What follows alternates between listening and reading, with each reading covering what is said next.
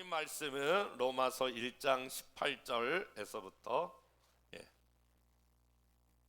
23절 말씀 같이 말씀을 읽겠습니다. 하나님의 진노가 불의로 진리를 막는 사람들의 모든 경건하지 않음과 불의에 대하여 하늘로부터 나타나니 이는 하나님을 알만한 것이 그들 속에 보임이라. 하나님께서 이를 그들에게 보이셨느니라. 창세로부터 그에 보이지 아니하는 것들 곧 그의 영원하신 능력과 신성이 그가 만드신 만물에 분명히 보여 알려졌나니 그러므로 그들이 핑계하지 못할지니라. 하나님을 알되 하나님을 영화롭게도 아니하며 감사하지도 아니하고 오히려 그 생각이 허망하여지며 미련한 마음이 어두워졌나니 스스로 지혜 있다 하나 어리석게 되어 썩어지지 아니하는 하나님의 영광을 썩어질 사람과 새와 짐승과 기어다니는 동물 모양으로 우상으로 바꾸었느니라. 아멘. 저는 오늘 이 본문의 말씀을 가지고 로마서의 6번째 시간 하나님의 진노라고 하는 제목으로 말씀을 나누려고 합니다. 지금까지 우리가 살펴봤던 로마서 1장 1절부터 17절까지는요 서론에 해당되는 말씀으로서 이 편지를 보내는 사람이 누구인지 바울이 자기소개를 이렇게 하지요.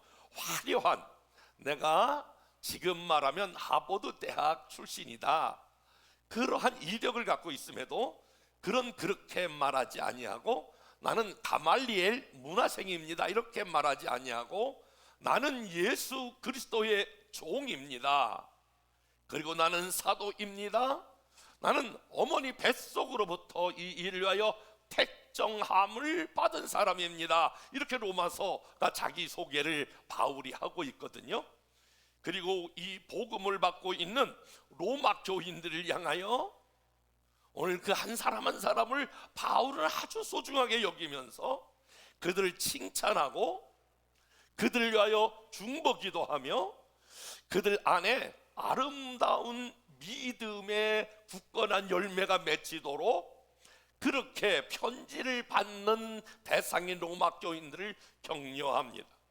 그리고 복음이 진짜 무엇인지를 로마서 1장 16절 17절 복음은 하나님의 능력입니다, 이 모든 우리의 문제를 해결해 주시는 유일한 능력이 바로 복음입니다 라고 로마서 1장 16절 17절은 로마서 전체에 대한 강력한 메시지가 선포됩니다.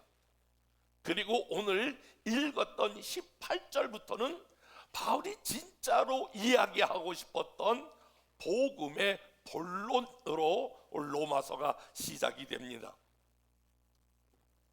여러분, 혹시 우리가 이렇게 사람들하고 교제할 때도 이렇게 인사하잖아요. 스마트폰으로, 핸드폰으로 연락할 때 저는 누구누구입니다, 그리고 전화를 이렇게 통화하게 돼서 때로는 또 카톡으로 하게 돼서 대단히 기쁩니다. 사실 제가 드리고 싶은 말씀은 그러면서 이렇게 본론으로 나가듯이 오늘 말씀이 전체 성경에서 가장 중요한 책 로마서의 본론이 이렇게 시작합니다. 굉장히 충격적으로 시작해요.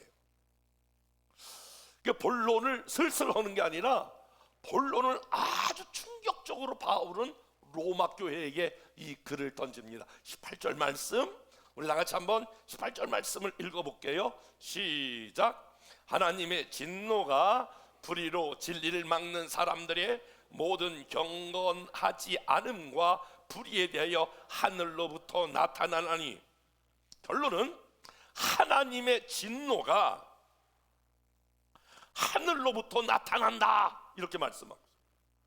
그러니까 너희들은 지금 하나님의 진노를 받을 자이다, 이렇게 지금 바울은 엄청난 메시지로, 부정적이지만 강력한 메시지로 여러분들은 하나님의 진노가 하늘로부터 나타나 진노 가운데 있어야 될 사람입니다, 이렇게 말씀하고 있습니다. 여러분, 왜 그럴까요? 왜 바울은 로마 교인들에게 좋은 말로 본론을 시작하고 좋은 말로 결론을 맺지 않냐고 하나님의 진노라고 하는 단어를 쓰게 될까요? 만약에 어떤 사람이 암에 걸렸다고 생각해 볼까요? 그런데 그 암이 발견되기까지는 어떠한 과정이 필요할까요? 어떤 사람이 벼랑간에 막 속이 아파요. 뭐 참다가 가까운 동네 병원에 가겠죠. 가까운 동네 병원에서 이거 좀 큰 병원 가봐야 되겠습니다. 대학병원 가봐야 되겠습니다. 그 대학병원으로 가지요. 대학병원에 가서 엑스레이를 찍고 CT 촬영을 하고 MRI 촬영을 했는데 어느 날 검사 결과를 보러 오라고 그러잖아요. 보러 갔을 때에 의사가 충격적인 얘기를 해요. 큰일 났습니다. 암 말기입니다. 그러면 어떻게 할까요? 지금 항암을 받아야 될까요? 아니면 수술해야 될까요? 이렇게 이야기하지 않을까요? 오늘날 많은 사람이 사실은 우리 젊은 세대에서 잘 나타나지 않은데 저만 해도 병원에 가는 게 굉장히 용기가 필요해요. 그래서 많은 사람들이 사실은 참고 있다가, 왜냐하면 병원에 가면 이거 큰 병입니다, 이 이야기를 듣기 꺼려해서, 그래서 많은 분들이 병원 가는 것이 익숙하지 않아요. 근데 진짜 참고 있다가 병원에 가면 여러분, 이 암이라고 하는 것은 어떤 경우는 특별히 자각 없이 우리에게 진단으로 내려질 때에 그 충격을 받았다고 한번 여러분 생각해 보세요. 저도 우리 권사님 중에 한 분하고 그것을 보러 결과가 갔어요. 결과를 보러 대학병원 갔는데 의사가 거침없이 말을 둘러대지도 아니하고 3개월 남았습니다. 딱 가니까 그 얘기 하더라고요. 그분이 얼마나 온몸이 사지 떨듯이, 우리 교회 돌아가신 여자 장로님이신데 막 떠는 거예요. 충격이 왔다는 거예요. 여러분, 그런데 그런 것이 오늘 절대로 저와 여러분들에게 오지 말아야 되는데 어느 날 불현듯 우리에게 그렇게 찾아올 수 있다라고 하는 가능성이 우리로 하여금 긴장하게 만드는 상황이 아닌가라고 하는 것입니다. 그런데 바울은 그거보다 더 무서운, 여러분들은 지금 하나님의 진노 아래 있는 사람입니다, 이렇게 말하니까 이 글을 받는 대상들이 충격을 받겠죠. 내가 하나님의 진노 아래 있어? 어머나, 큰일 났네. 여러분, 사람과 사람 사이에 가까운 사람이 있다고 생각해 보세요. 사랑하는 사람이에요, 친한 사이예요. 그런데 그 사람이 부부간에, 부모와 자녀간에, 우리가 성도간에 가까운 사람인데 어느 날 긴장관계가 돼버려요.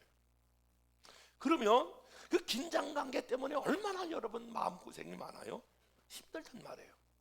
그런데 바울은 그런 사람, 어느 개인 한 사람의 문제가 아니라 여러분들은 지금 하나님의 진노를 피할 길이 없습니다, 이렇게 지금 이야기를 하고 있거든요.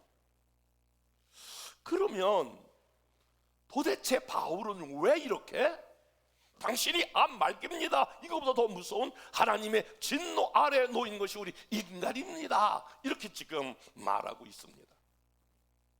그러면서 오늘 바울은 이 하나님에서 진노에서 헤어나올 수 있는 길 한 가지를 제시해요. 여러분, 그 한 가지가 바로 복음이며 예수 그리스도입니다. 이걸 지금 바울은 이야기하고 싶은 거예요. 처음에 충격요법을 쓰는 거예요. 하나님의 진노 아래 다 놓인 사람입니다. 결론, 여기서 빠져나올 수 있는 길, 여기서 이 문제를 해결할 수 있는 길은 복음밖에 없습니다 라고 하는 거예요. 사실 여러분, 그 당시에 로마가 얼마나 부패하고 타락했으면 바울은 강한 메시지를 하나님의 진노 아래 놓인 인간에 대해서 말하고 있을까요? 사실 오늘날 문제도 사실 그렇습니다. 그래서 저는 오늘 여러분들과 같이 나누려고 하는 것은 복음에는 과연 어떤 기능이 있길래 이렇게 하나님의 진노에서 벗어날 수 있을까? 바라기는 여러분이 이미 복음 안에 있지만 복음 안에 아직 들어오지 못한 모든 사람들, 성경이 말하고 있는 이 하나님의 진노에서 벗어나는 은혜가 있기를 주님의 이름으로 축복합니다. 그런데 이 복음에는 첫 번째 하나님의 진노성을 자각하는 기능이 있다는 거예요. 따라서 해볼까요? 자각하는 기능. 자각한다라고 하는 말은 이 복음에는 하나님의 진노성에 대해서 깨닫게 하는 그런 기능이 이 복음 안에 있다라고 하는 거예요. 지금은 이 계절적으로 조금 덜합니다만은 앞으로 겨울 지나 봄이 되면 굉장히 미세먼지가 많아지지요. 지금은 미세먼지가 사실은 이 계절에 상관없이 미세먼지가 있기 때문에 언제든지 그 뉴스를 이야기하는 그런 아나운서에게 있어서 오늘의 그런 미세먼지까지도 이렇게 표시해 주죠.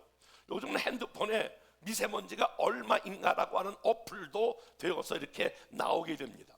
만약에 미세먼지가 80% 미만이면 굉장히 좋은 날씨예요. 그런데 미세먼지가 80이 넘으면 나쁨으로 기록되어 있고 미세먼지가 150이면 매우 나쁨이에요. 그런데 지난번 뉴스를 한번 보니까 우리나라에 미세먼지 서울 농도가 868이 된 적이 있어요. 이때는 외출을 삼가하셔야 한다라고 하는 거 대대적으로 이렇게 뉴스에서 나온 적이 있어요. 이게 150이면 나쁜데 868이니까 어마어마하게 나쁜 거예요. 그런데 그 뉴스에서 상반된 하나의 장면을 보여주고 있는데 열심히 868이 됐는데도 그때 테니스를 치는 사람들을 쫙 화면에 보여줘요. 그 또 하나는 산악 자전거를 타고 있는 사람들을 보여줘요. 여러분, 왜 테니스를 칠까요? 왜 산악 자전거를 탈까요? 중요한 것은 건강을 유지하기 위해서예요. 그런데 건강을 유지하기 위해서 그 868이 되는 미세먼지가 오버되는 그 가운데에서도 하는 일이 뭐냐면 테니스하고 산악자전거를 타요. 그 이야기는 얼마나 인간이 모순된 모습을 보여주고 있고 인간이 굉장히 지혜로운 것 같은데 얼마나 어리석고 둔감한가라고 하는 것을 보여주고 있어요. 동일한 예로 1910년 1월에 미국 캘리포니아에서 진도 4.5의 지진이 일어났어요. 근데 그때 CCTV 건물에서 촬영된 것을 입수해서 보도된 적이 있는데요. 놀라운 것은 막 지진이 일어나기 몇 분 전에 방에 어떤 사람과 개가 한 마리 있었는데 몇 분 전에 개가 막 낑낑낑낑 거리더니 배가 막 도망가는 거예요. 그러니까 주인이 막 개 이름을 부르는데 근데 지진이 나서 폭삭하게 주저앉아 버린 거예요. 그러니까 사실은 굉장히 영리하고 똑똑한 것 같지만 인간은 어떤 면에서 봤을 때에 그 지금 둔감함이 짐승보다 못하다라고 하는 거예요. 중국에서도 이런 비슷한 일이 일어났는데 1975년 중국 하이청년에서 규모 7.5의 지진이 발생했어요. 지진 그러니까 저도 몇 년 전에 일본에 가가지고 죽을 뻔했어요. 막 장님도 같이 가신 분이 있는데 막 지진이 나가지고 막 흔들려가지고 며칠 동안 여기 한국에 돌아오지 못했던 적이 있는데 7.5 지진, 저희도 7전인데 그 위아래로 막 흔들리는 지진이니까 막 산들레가 막 이렇게 떨어지고 막 침대가 막 요동을 치고 막 이런 사건들이 일어나가지고 공항이 폐쇄돼서 보지 못했는데 7.5도면 굉장하거든요. 그런데 놀라운 것은 며칠 전서부터 전부 다 겨울잠을 자고 있었던 개구리, 뱀 같은 동물은 다 기어나왔다는 거예요. 거위들 갑자기 나무 주위로 모여들고 돼지들은 막 싸움을 싸우는데 그것만 모르고 있었던 존재가 인간이라는 거예요. 거기서 지금 이야기해주고 있는 것이 무엇입니까? 인간이 굉장히 지혜로운 것 같은데 어떤 면에선 굉장히 둔감한 존재다라고 하는 것을 이야기해 주고 있습니다. 사랑하는 여러분, 저와 여러분들이 하나님의 이렇게 하면 하나님의 진노가 임한다라고 하는 것을 깨닫게 되는 중요한 두 가지 어플이 있어요. 만약에 우리가 저와 여러분이 이 두 가지를 무시하면 미안해요, 죄송해요. 오늘 여러분들이 이렇게 하나님 앞에 남았는데 하나님으로부터 오는 진노를 피할 수가 없어요. 그러니까 오늘 소개하려고 하는 이 두 가지 어플, 두 가지를 여러분이 잘 기억하셔야 돼요. 뭔지 모르지만 아멘. 첫 번째가 성경이에요. 성경은 이렇게 하면 하나님의 진노를 받는다라고 하는 그것을 유일하게 깨닫게 하는 것이 성경이에요. 뭐 여러 가지 세상의 논리와 세상의 지금 현대적인 그러한 것을 봐가지고는 도무지 해결되지가 않는 거예요. 하나님 말씀 시편 119편 105절 시작. 주의 말씀은 내 발의 등이요 내 길에 빛이니이다. 그러니까 여러분, 한 치 앞을 내다볼 수 없는 게 우리 인간이에요. 내일을 알 수 없고 한 달 일을 알 수 없고 1년 일을 알 수가 없어요. 이번에 그 금산교회 가서 제가 부흥회를 한 주간 했거든요. 오늘 저녁부터는 또 예산교회라고 하는 그 충남에 있는 예산교회를 가게 되는데 그 금산교회에 그 휴일날 황금 연휴 아니에요? 그래서 사람들이 얼마나 모일까? 뭐 저뿐만이 아니라 그 지역에 있는 모든 목사님들이 몇 번 예배에 참석했는데 다 그런 궁금증을 가지고 왔다는 거예요. 그런데 놀라운 것은 주일 저녁이나 새벽이나 낮이나 250명, 300명이 그 인원이 그대로 10번째 시간까지 그대로 나와요. 그게 쉬운 것 같은데 그분들이 그냥 할 일 없는 사람이라고 이렇게 생각하시면 안 돼요. 다 군수와 다 고위공직자들도 있고 시골 교회지만 군단위 교회지만 굉장히 탄탄한 교회. 사업하는 사람들도 많고 아주 의전도 잘 돼 있고 뭐 보통이 잘 되는 거 물론 연로하신 분들도 계셔요. 그런데 그분들의 신앙의 핵심이 뭐냐면 어떻게 신앙을 가르쳤는지 목사님 우리가 내일 모르지 않습니까? 거의 다 그래. 내일 알 수 없지 않습니까? 우리가 한 달 후 1년 후를 알 수 없는데 지금 은혜 받을 만할 때에 은혜 받아야 되고 지금 사역해야 될 만한 때에 사역해야 합니다. 전체적인 신앙적인 기조가 그래. 나중에 알고 보니까 목사님이 죽었다 살아나가지고 그 믿음을 강조한 것 같아. 그래서 그들의 신앙은 내일은 없다, 오늘 잘해야 한다, 이런 신앙생활이니까 그 연휴 때도 그렇게 은혜를 사모하고 그렇게 모이는 팀은 내가 그렇게 부흥의 기간에 많이 보지를 못했어. 사랑하는 여러분, 저와 여러분의 미래, 저와 여러분의 앞날 어떻게 할 수 있느냐? 주의 말씀은 내 발의 등이요 내 길의 빛이니이다.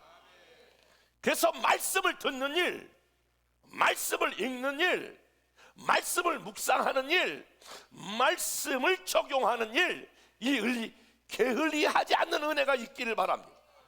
그러면 이 말씀이 떠나면 여러분 전부 다 마태, 마가, 누가 내가 복음으로 하는 거요. 다 자기 멋대로 하는 거요. 그러니까 하나님의 진노를 피하려면 말씀을 가까이 하고 말씀대로 사는 은혜가 있기를 주님의 이름으로 축복합니다. 하나님의 진노를 피하는 길, 자각하는 일, 우리가 두 번째가 주의 종의 경고를 소홀히 여기지 말아야 돼요. 하나님의 진노하심을 자각할 수 있도록 하나님이 주신 이 영적인 경고를 무시하면 안 된다라고 하는 거예요.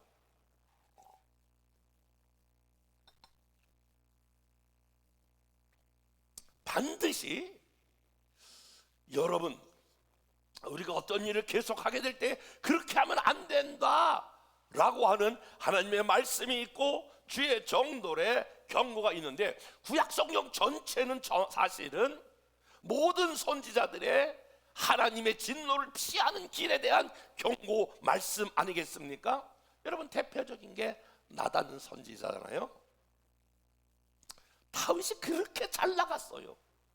한때 어려운 시절도 30대 전에는 그 사울에게 쫓겨 아둘람 굴속에 10년이라고 하는 사막에서 홀로 외롭게 눈물 흘린 적도 있지만, 하나님께서 그를 높여 유다 족속의 왕이 되고 통일 왕국의 왕이 되는 엄청난 은혜를 누리면서 그야말로 승승장구하고 있었던 다윗, 그야말로 거칠 것이 없었던 다윗에게 위기가 찾아왔어요.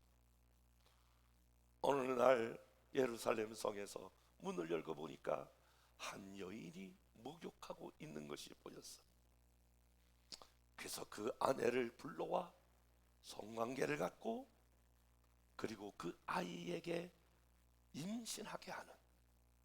그런데 그 여인이 자기가 가장 사랑하는 충직한 그 남편의 아내였어요. 그리고 다윗이 그렇게 음란 죄를 저질렀을 뿐만이 아니라 그 자기가 사랑하는 충직스러운 그 부하를 전쟁터에 나가서 죽여버려요. 살인죄. 그런데도 그는 전혀 자각함이 없었어. 이게 잘못인지 이게 죄인지 자각함이 없이 1년 동안을 지냈어. 근데 하나님께서 하나님의 사람 나단을 다윗에게 보내지 않습니까? 나단이 그 당시에 무명의 용사, 이름도 없었던 나단 선지자야.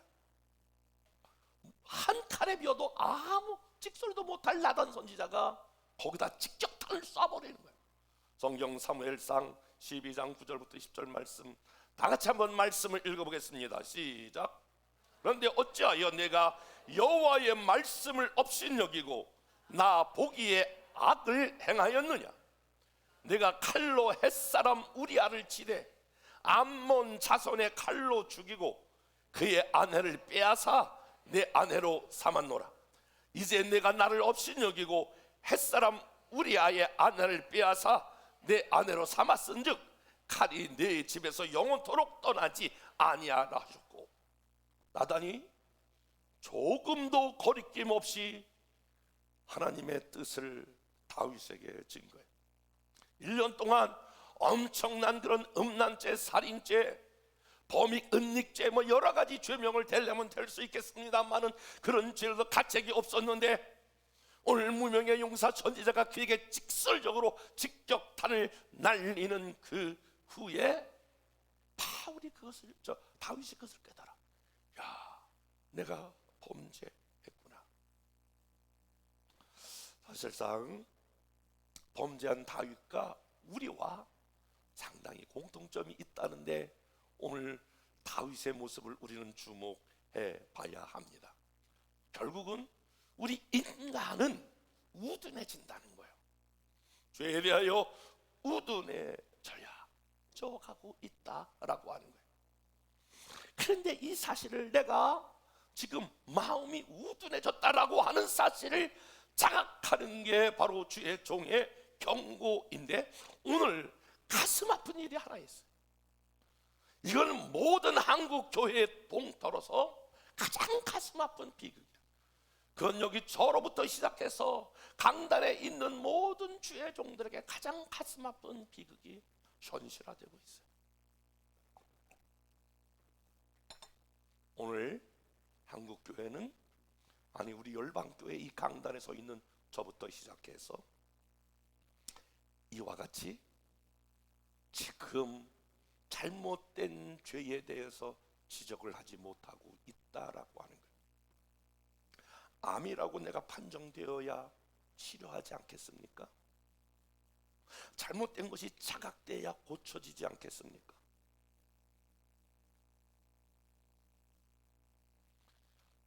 점점 회개가 사라지고 죄가 돌이키라고 하는 이 말씀이 강단에서 사라지고 있다라고 하는 게 가장 큰 한국교회의 비극이고 오늘 우리 교회의 비극입니다. 왜냐하면 그런 설교를 하면 반드시 시험 들고 안 나온다는 거예요. 제가 몇 번 실험을 해봤어요. 우리 교회는 잘 못하니까 부흥에 따라도 그런 얘기 해야 되지 않습니까? 제가 몇 주 전에 그 아가페 장로교회 가서 아주 그냥 불을 뿜뿜아내는 그런 강력한 회개를 촉구했어요.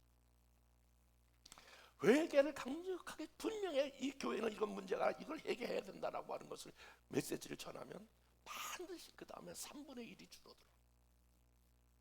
그러니까 이렇게 계산해야 돼. 3분의 1이 줄어들는데도 계속 할 거냐? 아니면 그걸 타입할 거냐? 솔직한 예로 설교자의 그런 고민과 고충이 있어요. 만약에 부흥 강사를 모아놓고 설교했는데 3분의 1이 빠져나갔다. 그걸 어떻게 평가할까? 그렇지만 저는 지난 3주 전에 그 아가페 교회에 가서 강력하게 그렇게 외쳤어요. 여러분 이렇게 하면서도 무슨 하나님 앞에 예배를 받으라고 하나님 앞에 예배를 드려? 이렇게 하면서도 당신들이 하나님 앞에 복을 받을 것을 지금 얘기하고 있어? 어림도 없는 소리. 여러분, 만약에 여러분들이 잘못되었을 때에 누가 여러분들을 붙잡고 집사님 그렇게 하시면 안 돼, 그럴 사람이 나타과 같은 사람이 있나요? 여러분, 누군가가 길을 벗어날 때에 그렇게 하면 안 된다고 호소할 사람이 우리 중에 몇 사람이나 있겠냔 말이에요. 사랑하는 여러분, 그러기에 하나님의 말씀을 통하여 우리는 하나님의 진노를 받게 될 죄에서 벗어나야 하고, 때로는 듣기 싫지만 듣기 좋은 메시지만 들으려고 하면 안 된단 말이에요. 타협 없이 전해야 하고, 그 말씀이 내게 때로는 영적인 도움이 된다라고 했을 때는 저와 여러분들이 받아들이셔야 합니다. 오늘 다윗의 위대성이 바로 그런 것 아닙니까? 네가 감히 지금 무명의 선지자 주제에 나를 가리켜? 이것 봐라, 지금 네가 나의 왕권에 도전하는 거야?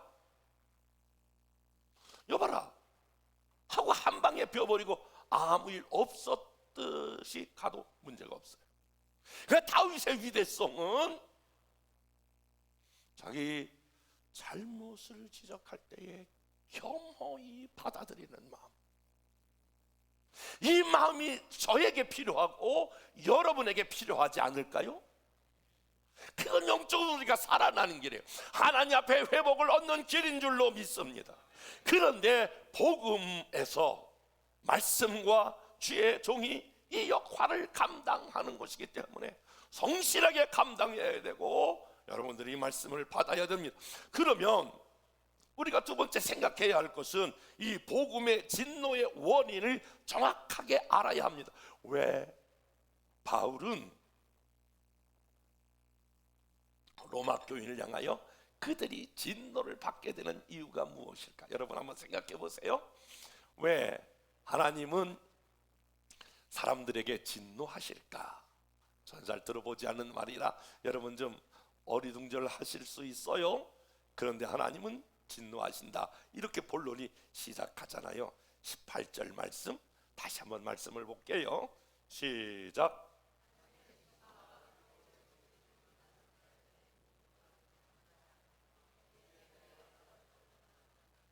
죄송하지만 저 말씀을 자세히 보고 계실까 볼까요? 하나님의 진노와 불의로 진리를 막는, 따라서 볼까요? 모든 경건하지 않음.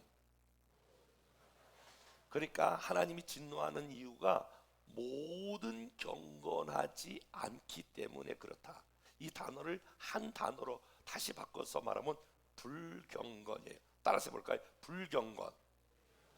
불경건 때문에 하나님이 진노하신다는 거예요. 두 번째, 그 뒤에 나오는 오늘 모든 경건하지 않음과 불의에 대해서 따라서 볼까요? 불의. 그러니까 하나님이 진노할 수밖에 없는 인간은 두 가지 때문에 그러는데, 불경건하기 때문에 그렇다, 또 하나는 불의 때문에 그렇다라고 하는 거예요. 그러면 불경건은 뭐고 불의는 무엇이냐라고 할 때에 여러분 잘 들어보세요. 이 불경건이 대단히 중요한 말씀이에요. 불경건하다, 모든 경건하지 않다라고 하는 말은 하나님을 인정하지 않는 마음의 태도예요. 따라서 해볼까요? 하나님을 인정하지 않는 마음의 태도. 그 말이 뭐예요? 하나님이 어디 있어? 하나님이 무슨 우리 인생을 주관하셔? 아이고, 하나님 그건 다 듣기 좋은 사람, 시간 많고 할 일 많은 사람들이, 할 일 없는 사람들이 나가서 교회 앉아서 예배하고 그런 거야. 그러니까 마음으로 하나님을 받아들이지 않는 태도가 불경건하다는 거예요. 그러니까 그 얘기는 하나님을 받아들이지 않는다는 얘기는 내가 내 마음대로 살고 싶은 그런 욕망이에요. 너무 긴장하면서 설교를 듣는데 저를 보세요. 긴장하지 말고 등을 이렇게 좀 띄워보세요. 이렇게 딱 기대, 뒤로 기대지 말고 이렇게 띄워보세요. 자, 사람은 내 마음 가운데 하나님 두기를 싫어하고 하나님을 쫓아요. 그리고 내가 내 삶의 주인 되기를 원해요. 그것이 불경건이에요. 그 대표적인 케이스가 아담과 하와예요.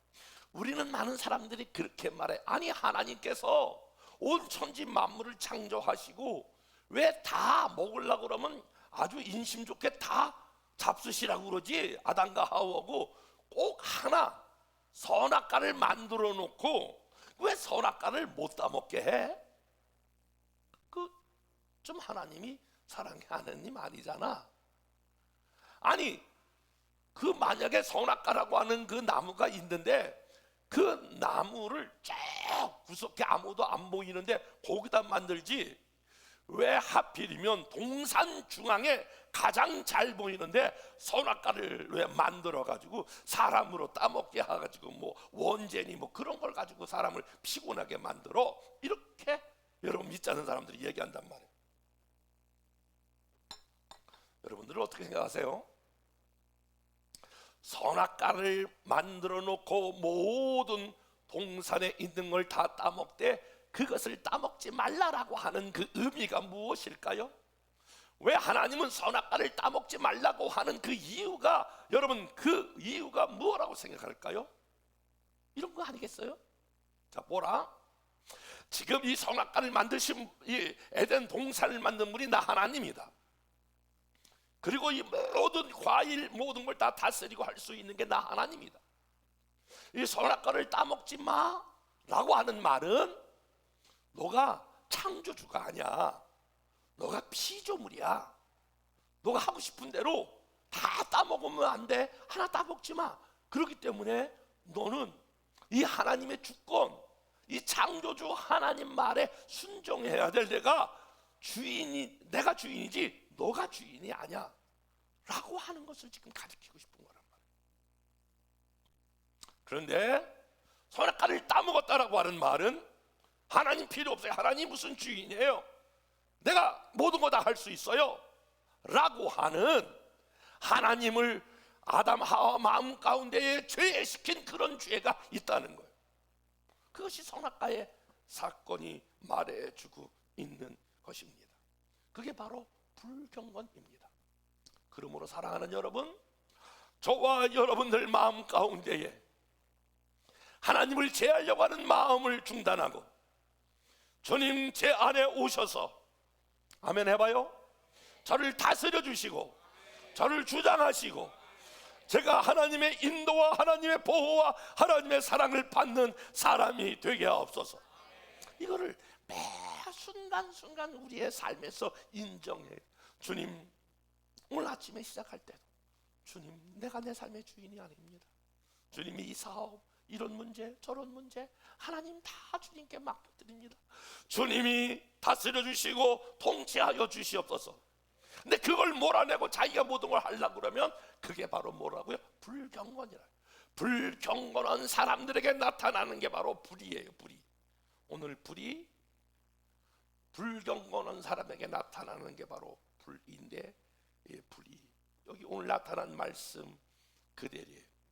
오늘 다 같이 말씀을 읽어보겠습니다. 21절부터 여러분 하나님 말씀 오늘 읽어보는데 29절부터 말씀을 볼게요. 오늘 29절. 하나님의 불의가 어떻게 나타나느냐? 다 같이 시작. 악의가 가득한 자요, 시기, 살인, 은쟁, 사기, 악독한 가득한 자, 수근수근하는 자요, 비방하는 자요, 하나님을 미워하는 자요, 능욕하는 자요, 교만한 자요, 우매한 자요, 악을 도모하는 자요, 부모를 거역하는 자요, 우매하는 자요, 배역한 자요, 무적한 자요, 무자비한 자라. 하나님을 몰아내고 내가 내 삶의 주인 삼으면 이와 같은 결과가 나타난다라고 하는 거예요. 그러므로 하나님의 진노에서 피하려면 다시 한번 주님이, 우리 성령님이 내 안에 내 삶의 주인 되어야 할 줄로 믿습니다. 더 나가서 우리 복음에는 하나님을 향한 경외심을 회복시키는 기능이 있습니다. 따라서 봅시다. 하나님을 경외하라. 잠언 19장 23절 시작.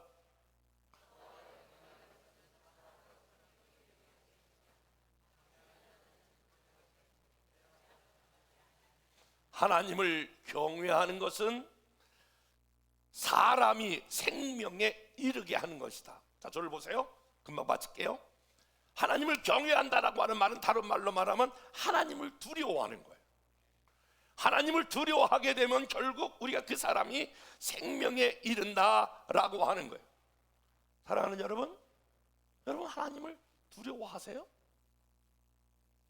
정말 하나님의 그 살아계심과 역사하심을 보면서 하나님을 내 마음 가운데 두려워하는 마음이 있는가? 내가 때론 죄를 지어도, 내가 이런 행동을 해도 내가 지금 아무런 일이 일어나지 않아. 여러분, 그건 심각한 거예요. 그건 하나님이 여러분을 버렸다는 증거예요. 내가 아무리 죄를 졌는데도 아무런 나쁜 결과가 나타나지 아니한다? 하나님이 여러분과 상관없는 거예요. 내버려 두는 거예요. 버림받은 자식이에요. 우리는 하나님을 두려워해야 돼요. 하나님을 두려워하지 않으면 어떤 현상이 나타나느냐? 사람을 두려워해요. 환경을 두려워하고 사람을 두려워하고 작은 것에 놀래기도 하고 작은 것에 사람들이 펄펄 떨면서 실질적으로는 하나님을 두려워하지 아니해요. 사랑하는 여러분, 오늘 복음은 우리로 하여금 하나님이 살아계시고 하나님이 내 모든 일거수일투족을 아시며 보시며 하나님이 때로는 위로하시기도 하고 때로는 경고하시기도 한다라고 하는 하나님 앞에서의 삶을 살게 하는 기능이 있는 줄로 믿습니다. 곁길로 갔다가도 이 복음은 다시 하나님 앞에 서게 하는, 마치 우리가 하루에 나갔다가 다시 돌아와 거울을 보면서 화장을 고치기도 하고 몸매 음식을 다시 마치기도 하는 것처럼 하나님 앞에 서게 하는 그런 능력이 복음 안에 있습니다. 하나님 앞에 계속 서면서 거룩함을 찾는 저와 여러분 되기를 주님의 이름으로 축복합니다.